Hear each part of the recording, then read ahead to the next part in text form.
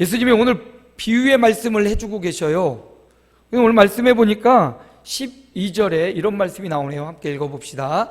이르시되 어떤 귀인이 왕위를 받아가지고 오려고 먼 나라로 갈 때, 오늘 한 귀인에 대한 이야기를 하는데 그 귀인이 누구냐면 곧 뭐를 받아 가지고 옵니까?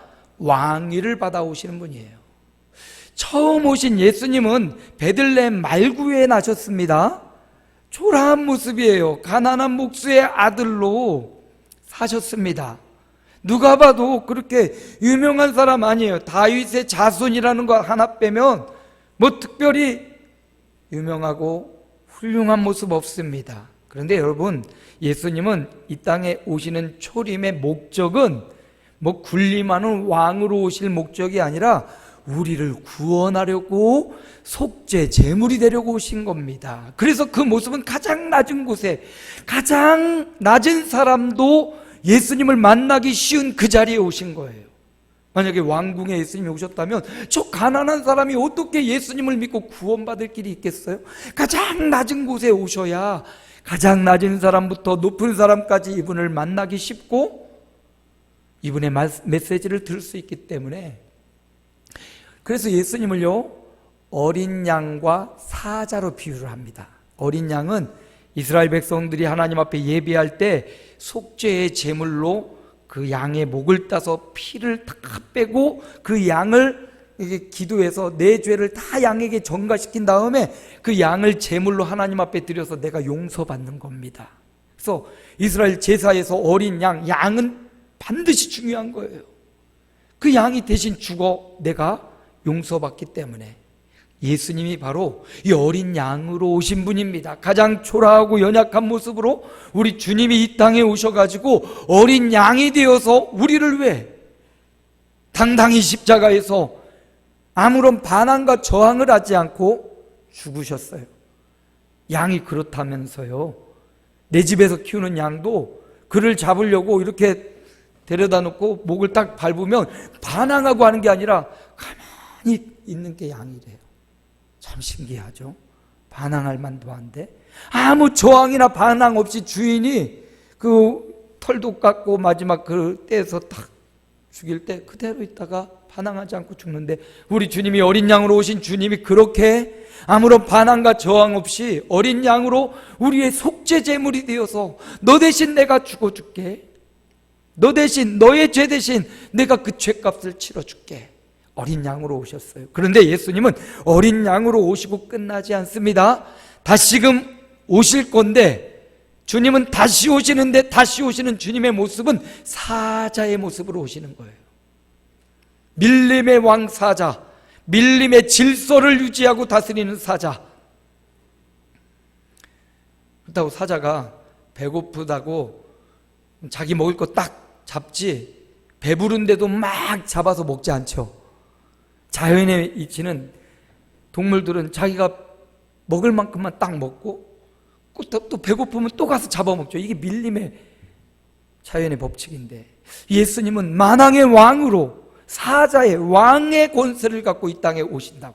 오늘 말씀의 제목이 그래서 따라합니다. 주님 다시 오십니다. 우리 주님이 초림의 모습을 우리가 계속 보고 있고 부활의 모습까지 봤지만 이 다시 오시는 모습을 못 보는데, 오늘 말씀이 바로 다시 오시는 주님의 모습을 보여줘요. 우리 주님이 다시 오시는데 다시 오시는 모습은 왕권을 받아가지고 오신다고요. 만왕의 왕으로 오신다는 사실을 믿으시기 바랍니다. 만왕의 왕으로 오신 그분을 믿고 신뢰하는 사람들에게 주님이 오늘 본문에 보면 그들을 찾아다가 10골 다스려라, 5골 다스려라 권세를 주시지요. 왕으로 오시는 주님.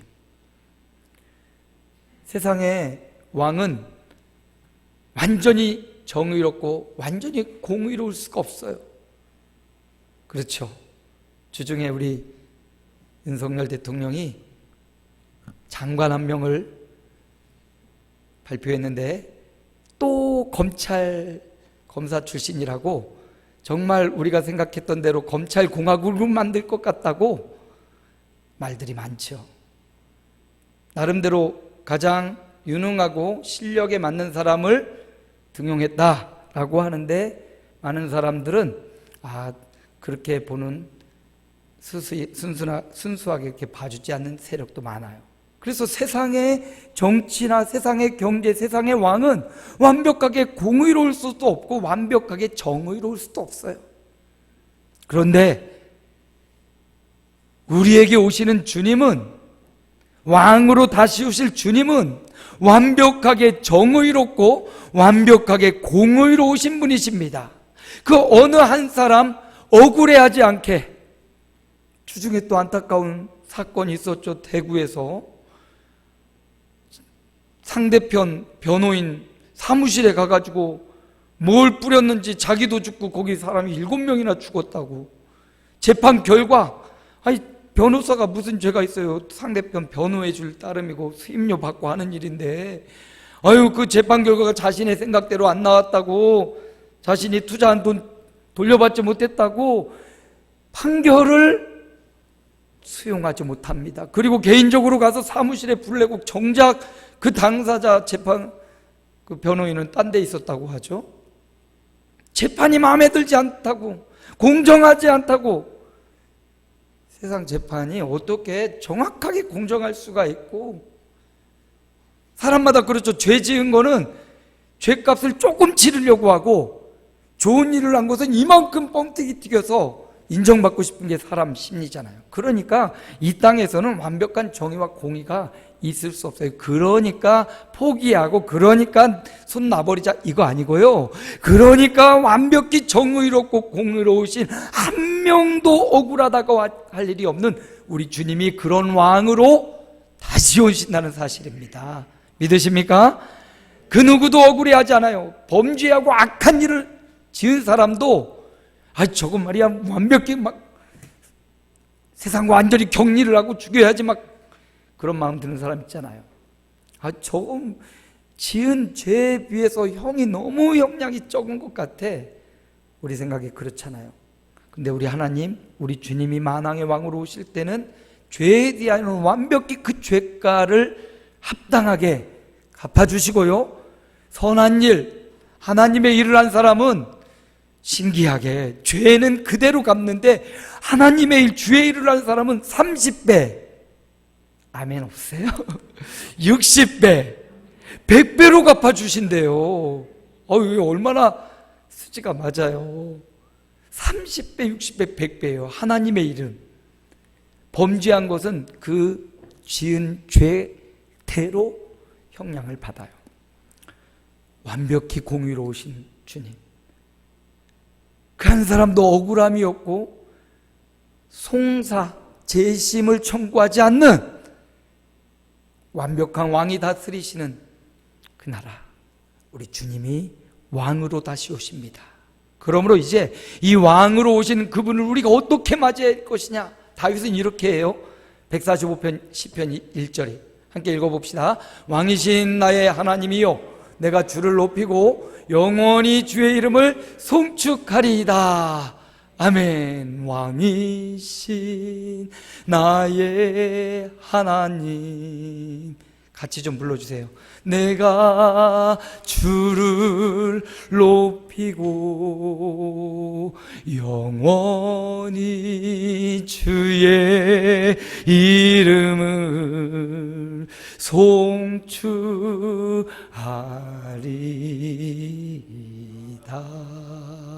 왕이신 나의 하나님이라고. 다윗은 자기가 왕이었습니다. 그럼에도 자기가 완벽히 공의롭고 정의롭지 못하는 걸 알아요. 그러니까 진짜 공의롭고 정말로 정의로우신 왕이신 하나님을 찬양하고 있어요.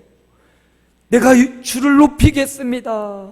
영원히 주의 이름을 송축하겠다. 여기 송축하다라는 말은 찬양하다, 무릎 꿇다, 기도하다, 예배하다, 감사하다라는 뜻을 담고 있어요. 영원히 예배하겠습니다.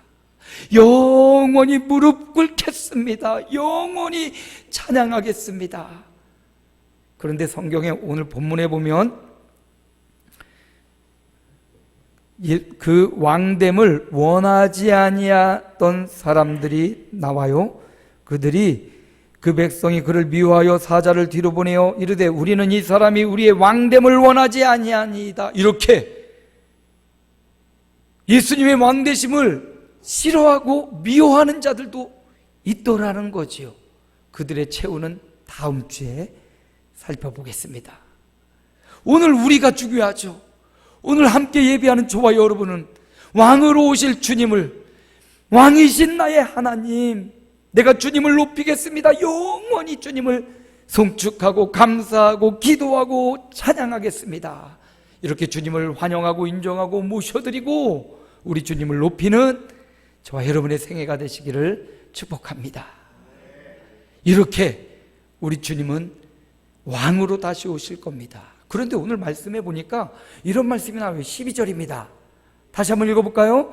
이르시되 어떤 귀인이 왕위를 받아가지고 오려고 먼 나라로 갈 때, 예수님이 이 비유를 하시면서 왕위를 받으려고 귀인이 가는데 어떤 나라로 가요?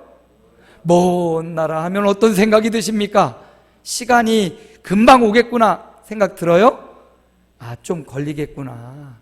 가까운 나라가 아니라 주님이 친히 먼 나라라고 하는 거 보니까 어느 정도 시간이 걸리겠네. 그도 그럴 것이 우리 주님이 오늘 이 비유를 한 목적이 11절에 나와요. 함께 봅니다. 비유를 더하여 말씀하시니 이는 자기가 예루살렘에 가까이 오셨고 그들은 하나님의 나라가 당장에 나타날 줄로 생각함이더라. 예수께서, 베들레헴 말구에 태어난 예수님께서 30세 되면서 공생애를 하시는데 보니까 가나에 물이 변하여 포도주가 되고, 왕의 신하의 아들을 고쳐주고, 눈먼 자, 소경된 자 눈을 뜨게 해주고, 오병이어로 5,000명을 막 먹이더라는 거죠. 야, 이 사람 뭐지? 대단한데? 저거 하나님의 아들 아니야? 신 아니야? 무리를 걸어요? 바람과 파도를 잠잠케 해요? 죽은 나사로를 막 살려요? 그런 예수님이 내가 이제 예루살렘으로 가는데 뭔 일이 일어난다? 자꾸 그런 말씀을 하시는 거죠. 그 말씀을 듣고 따라가는 사람들이, 야, 이번에 예수님이 마지막 여정인데 이번에 예루살렘에 들어가면 아마 큰 일이 일어날 거야. 우리를 다스리는 로마로부터 해방 일어나고 종교 지도자들 다 평정시키고 예수님이 왕이 돼가지고 하나님의 나라가 임하고 이스라엘이 권세와 능력이 회복되는 그 나라가 올 거야. 이걸 기대하고 있는 겁니다. 그러면서 예수님의 제자들도 주의 나라에서 나는 우편에 나는 좌편에 이렇게 세워줘서 벌써 권력 싸움이 막 벌어지죠.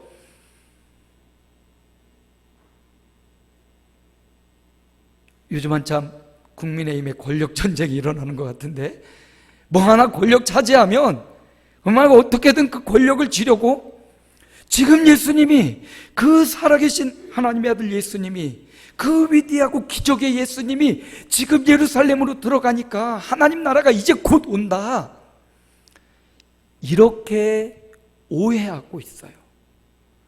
심지어 예수님의 가장 가까운 제자들마저도 오해하고 있어요. 그 오해를 바르게 수정해 주려고 당장에 나타날 줄로 생각하는 그들에게 예수님이 비유하시기를, 왕위를 받으려고 어떤 나라에 갔다? 먼 나라에 갔다. 그러니까 얘들아, 지금 예루살렘에 올라간다고 지금 하나님 나라가 딱 오는 게 아니야. 인자는 지금 어린 양으로 왔고 지금 십자가에서 죽을 거고, 죽은 후에 부활할 거고, 하늘 보좌 우편에, 하나님 우편에 좌정했다가 하나님의 때에 그때 다시 오는 거야. 그러니까 지금 당장이 아니다. 기다려야 된다. 뭐 해야 된다? 기다려야 된다. 여러분, 주님 다시 오시는 그 주님의 오심을 신앙생활이 뭐 하는 거냐? 기다리는 겁니다. 따라합니다. 신앙생활은 기다리는 거다. 신앙생활은 주님을 기다리는 거예요. 응답을 기다리고 주님의 때를 기다리는 거예요. 기다림은 때로는 지겨울 수 있고, 때로는 지칠 수 있고, 때로는 고통일 수 있어요. 설레임도 있을 수 있겠죠. 우리의 마음의 자세가 뭐냐에 따라서 그 기다림의 자세도 틀려집니다. 주님을 사랑하고 사모하면 그 기다림이 설레고 그 기다림이 엄청 시간이 빠르게 또 안 가기도 하게 느껴질 거예요. 근데 주님을 오해하면 10명의 종 중에 한 사람은 주인을, 왕을 오해했죠. 그래서 한 문화를 땅에 묻어놨잖아요. 엄격하고 엄한 사람이라고 오해하니까 그런 행동이 나오죠. 신앙생활은 기다리는 삶이에요. 주님이 지금 주님을 따라가는 그 백성들에게 지금 당장 아니라 기다려야 돼. 내가 다시 올 그날을 기다려야 돼. 세상이 점점점 힘들고 어렵지만 그래도 우리에게 주님이 말씀하십니다. 기다려야 된다고. 세상에 유혹이 많고 즐거운 일도 많고 우리를 끌어내리는 것들이 너무 많지만 그럼에도 주님이 말씀하셔요. 기다리라고. 주님 오심을 기다리라고. 주님은 바라보라고. 근데 여러분, 저는 오늘 말씀을 묵상하면서 저 스스로 아주 서늘한 제 마음의 영혼에 칼 흠집을 낼 만한 아주 서늘한 말씀을 발견했어요. 주님은 지금 이 말씀을 2000년 전 예루살렘을 입성하여 십자가의 길을 가는 그 순간 하신 말씀이에요. 지금 아니야, 기다려야 돼. 그런데 우리는 지금 2000년이 지난 지금 오늘 말씀을 보고 있습니다. 주님의 의도가 지금을 살아가는 우리에게도 강 목사야, 지금 아니야, 당장 아니야, 기다려야 돼, 더 이렇게 말씀하고 계실까? 벌써 주님이 말씀하신 지 2000년이라는 세월이 지났어요, 여러분. 그렇다면 2000년이 지난 지금을 살아가는 우리가 이 말씀을 대할 때에는 강 목사야, 좀 더 이게 아니라 지금은 주님의 말씀을 지금이구나. 아멘? 2000년이나 지난 지금에서는 아직도 멀었어가 아니라 지금 당장 주님이 오셔도 이상할 게 없구나. 말세지말이라고 하는데 바로 지금 오늘 이 순간이 주님 오실 수 있겠구나. 왜냐하면 벌써 2000년이라는 머나먼 기간이 지났기에, 얼마나 먼 나라에 갔길래 2000년이라는 세월이 걸려도 주님이 안 오시는 걸까? 이 말씀은 이제 주님이 곧 오신다는, 지금 오신다는 말씀과도 같구나. 2000년 전의 사람들은 믿음으로 견고히 미래를 보며 기다려야 됐지만 오늘을 사는 우리는 더 이상 지체할 데가 없다라는 거예요.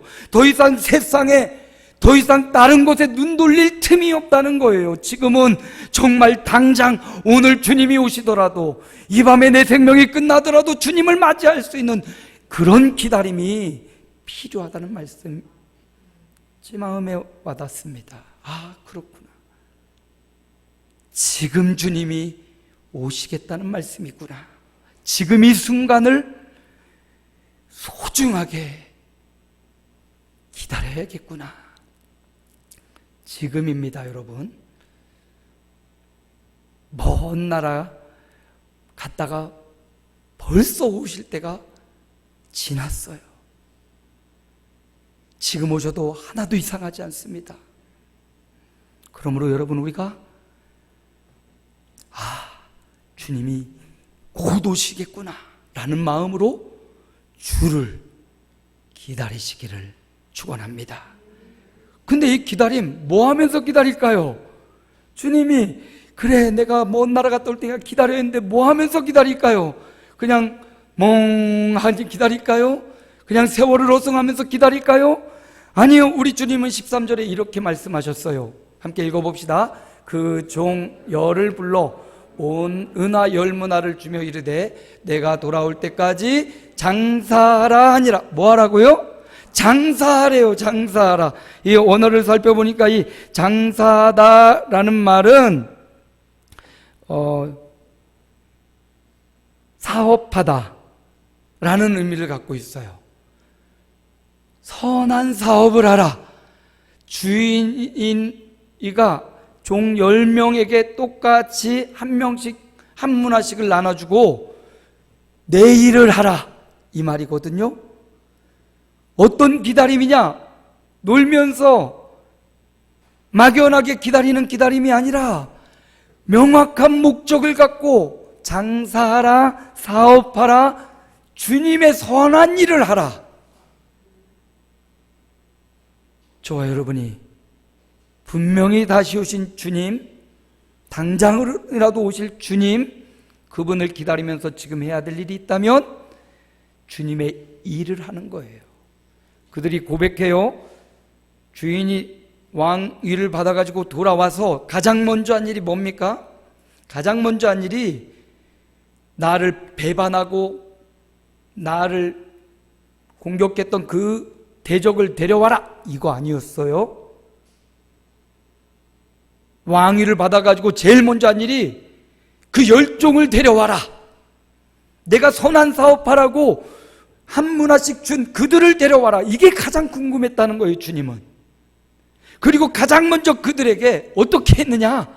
그랬더니 한 종은 와서 한 문화를 가지고 10문화를 남겼나이다. 한 사람은 한 문화를 가지고 5문화를 만들었나이다.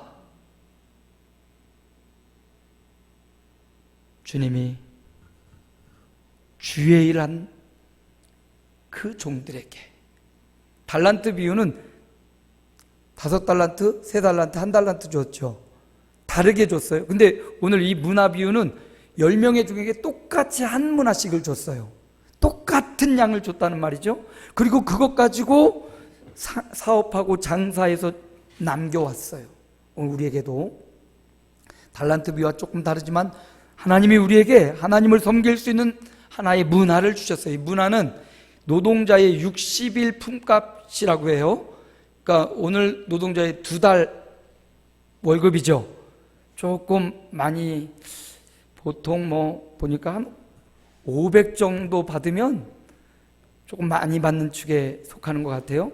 500만 원 치고 1000만 원을 준 거죠. 예? 60일, 2달 일삭시니까 1000만 원을 가지고 1억을 만들어냈어요. 어떤 사람은 1000만 원을 가지고 5천만 원을 만들어냈어요.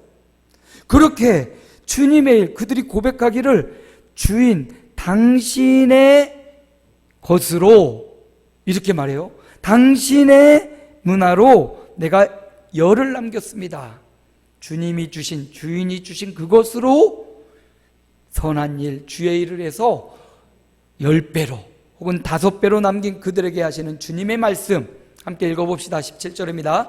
주인이 이르되 잘하였다 착한 종이요, 내가 지극히 작은 것에 충성하였으니 10고을 권세를 차지하라 하고 5문화를 남긴 종에게도 동일하게 말합니다. 주인, 왕위를 받아가지고 오신 주님이 가장 먼저 한 일, 왕의 명령을 따라 일했던 그 종들을 가장 먼저 불러와서 그들에게 상 주는 일을 가장 먼저 했다는 것. 주님이 관심 있는 것은 뭐냐면 장사하라, 장사하였느냐 물어보고 남겼나이다, 만들었나이다 하고 말한 그들에게 주님이 말씀하시기를 착한 종아, 충성하였다. 주님의 관심은 주님의 명령대로 행하였던 착하냐, 또 하나 충성했냐, 이거 보셔요. 그런데 보니까 한 문화 받은 종의 이야기는 다음 주에 이어지는데, 오늘 주님의 일한 자들이 선한 사업을 해서 남겼어요. 그리고 주님이 그들이 남긴 것보다 훨씬 더 많은 10고을 권세에 5고을 권세를 주시죠. 여러분, 주를 위해 수고한 것은 헛되지 않다라고 말합니다. 세상 수고는 헛될 수도 있어요. 열심히 일했는데, 제가 아는 도배하는 집사님이 있어요. 뭐 일이 생겨서 건물, 신축 건물 가서 막 실크 벽지로 막 도배를, 땀을 뻘뻘하면서 일꾼까지 써가지고 도배를 했는데 부도가 났대요. 돈이 안 들어오는 거야. 원금 자재비도 안 나와요. 이거 뭐 소송을 해도 부도가 나서 도망가니 뭐 받을 길이 없어요? 다 그런 건 아니지만 세상 일은 뜻대로 잘 안 되고 허사로 돌아갈 때도 있습니다. 그런데 주님의 일은요, 결코 헛되지 않다고 사도 바울은 말하죠. 너희 수고가 주 안에서 헛되지 않음을 안다고. 주를 위해 일하는 것 결코 헛되지 않고, 정말 정의롭고 공의로우신 하나님, 내가 일한 대로 30배, 60배, 100배로 갚아주시는 하나님, 착하고 충성하면 결코 헛되지 않다는 거예요. 하나님의 일을 하는 데 있어 뭘 남겼다 이걸 보신 게 아니라 착하고 충성되었다. 혹 손해볼 수도 있어요. 그런데 주님의 일에는 손해가 없다, 헛됨이 없다, 이렇게 말씀하시는 주님의 인정. 저와 여러분이 다시 오시는 주님을 왕으로 기다리며 주의 일에 헌신하고, 주의 일이 뭡니까 여러분? 다 하던 일 접고 신학교 가서 목사님 되는 것, 이것도 요즘 필요합니다. 요즘 신학교에 미달이래요. 신학생들이 이제 신학교에 오질 않는데요. 학비 전액 대줘도 안 오는데, 우리 때는 학비 전액이 어디 있어요. 막 아르바이트 야간에 야가면서 해도 신학생들이 많았는데 신학생들이 없대요. 여러분의 자녀들 잘 낳거든 신학교 보내십시오. 못 낳거든 사업도 시키고 뭐도 시키고. 왜냐하면 주의 종이 한 교회, 한 수많은 영혼들을 돌보는 이 역할을 해야 되니까 신학하는 것도 중요하고요. 여러분 삶의 현장에서, 여러분의 가정과 직장에서 믿음으로 살아가는 것, 예비하며 살아가는 것, 하나님을 인정하며 살아가는 것, 하나님의 영광을 위해 살아가는 것, 그것이 바로 주의 일입니다. 여러분의 가정을 잘 지켜내는 것, 이것도 주의 일이고, 여러분의 자녀를 믿음으로 잘 양육해내는 것, 여러분의 가정을 위해서 눈물을 흘려 기도하는 것, 이것 또한 주의 일이고요. 여러분의 직장에 하나님의 나라가 확장되게 하는 것, 이것 주의 일입니다. 주님의 일은 헛되지 않다고. 하나님이 주신 그 한 문화를 가지고 얼마를 남길지, 얼마나 많은 기간이 남았는지 우리는 알지 못해요. 그런데 막바지에 다가왔다는 사실을 기억하면서 주님이 말씀하셔요. 먼 나라에 갔다가 내가 다시 올 거야. 그 당시에 제자들은 지금 십자가에서 예수님이 죽을지도 모르고 있고요, 부활한 것도 아직 모르고 있었을 때 주님이 이 말씀을 하셨는데, 우리는 이 말씀을 2000년 전에 주님 하신 말씀을 다 보고 알고 있어요. 십자가의 길을 가서 순환을 당하고 죽임 당하고 사흘 만에 부활하신 것까지 알고 있어요. 이제 한 가지 남아 있습니다. 다시 온다는 주님의 약속. 저는 우리 양민자 장로님의 다시 온다는 약속을 바라보며 지금도 기다리고 있는데 미국 가신 우리 양민자 권사님은 언제 도대체 오시는지 빨리 시험을 합격하고 오셔야 되는데, 우리 주님을 다시 온다고 했던 그 약속을, 주님이 하신 약속은 한 번도 그르친 일이 없고 어긴 일이 없으셨던 주님, 그러기에 주님은 분명히 다시 오실 것입니다. 그러므로 다시 오신 주님을 바라보면서 좋으신 왕을 마음에 모셔드리기를 축원합니다. 영원히 주의 이름을 송축하며 살아가시기 바랍니다. 다시 오시는 주님을 이제 기다리고 기다리는 삶을 사시기 바랍니다. 사모하며 주님을 기다리시기 바랍니다. 그리고 무엇하며 기다려요? 주님의 일을 하며, 주의 일을 하며, 복음을 전하며 생명을 전하며 잃어버린 자를 찾으며 예배하며 기도하며 감사하며 주의 일을 하며 주님을 기다립시다. 주님이 오실 날은 2000년이 벌써 지났어요. 그러므로 오늘 당장 오실 수도 있기에 오늘 지금 주님의 일에 뒤로 빼지 말고 지금 주님의 일에 앞장서 주의 일에 헌신하는 더 행복해지는 저와 여러분의 생애가 되시기를 주의 이름으로 축원합니다.